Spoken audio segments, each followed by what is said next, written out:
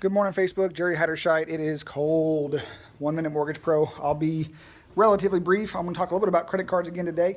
And I mainly want to because they actually make up about 30% of your credit score, sometimes more depending on the dynamics of your particular report. The question is, are all credit cards created equal? And I would say no.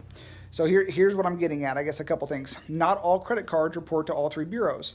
Not all credit cards will report to your authorized users bureaus. So for example, my wife, I added her as an authorized user on a few of my cards, and she immediately, on these particular cards, got the credit of having a 5-year credit card history, which helped her out, of having a great credit card ratio. And if you haven't seen my other videos, basically keeping the balance really low on a credit card helps out tremendously. And so it immediately reported to all three of her bureaus, and it reports every single month, depending on what cards you get. Now, so some cards don't do that and some do. If you stick with a lot of the major credit lines, Credit One, Capital One, Chase, the different cards like that, typically they report to all three. I'm trying to think of which other ones I have. I know I have Kohl's, they report to all three. Maurice's reports to all three, even for your co-borrower as well. So these are just a couple of the cards that I personally have with my wife. And so maybe I can find a list. I'll post underneath this video of some of the different cards that report to all three bureaus. Other dynamics where it's not created equal. Obviously, do they report to all three? Do they report every single month? Do they report to your co-borrower? But here's another thing that you may not be thinking about. You get department store credit cards, JCPenney's, Kohl's, Saks Fifth Avenue, places like that.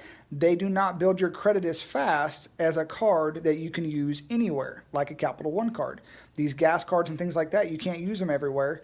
And so you're not as tempted to use the card. So again, the idea behind a credit card and the reason they're judged so strict against your credit and they build your credit so fast is because they're trying to predict how well you manage your money. Okay, if you can imagine you have a lot of cash, but the only place in the entire world that you can spend that cash is at the gas pump, well, it's not very tempting, right?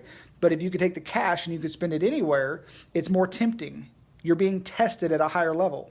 When you have a Capital One card, and I'm not like endorsing Capital One, but as an example, I can spend my Capital One card anywhere I want to go. I'm very tempted to use that card. And if I can maintain a lower balance with that card, I show more responsibility than my JCPenney's card that I can only spend at JCPenney's. All cards are not created equal. My suggestion is have 2 to 3 cards, have at least 1 to 2 of them to be a card that you could spend anywhere. Again, I have a Chase Slate myself. I think we have 2 Capital Ones, and then we have a couple of department stores as well. So again, just kind of a heads up. Sorry for being a little bit longer video. If you have any questions, again, shoot me a message, give me a call. Look forward to working with you guys. Have a great day. Enjoy your week.